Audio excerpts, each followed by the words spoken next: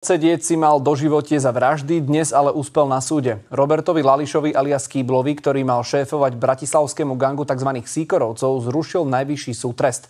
Na slobodu ho však nepustil. Mohol by vraj utiecť.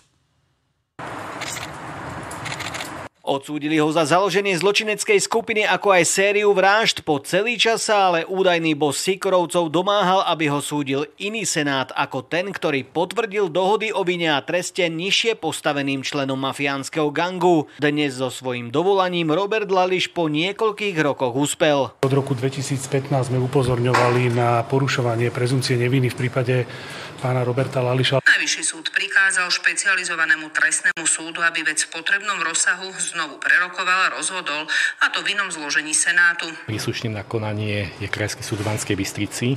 Pokiaľ bude rozhodovať opätovne špecializovaný trestný súd, tak to bude nezákonný senát a ďalšia procesná vada. Prokurátor dnešné rozhodnutie nekomentoval, navrhoval dovolanie zamietnúť, podľa neho nedošlo k žiadnym pochybeniam. Matka zavraždeného Romana Deáka, ktorá nevynechala ani jedno pojednávanie, si myslí, že sa už právoplatného trestu nikdy nedožije. Koľko nocí sme nespali a stále sme dúfali v spravodlivosť.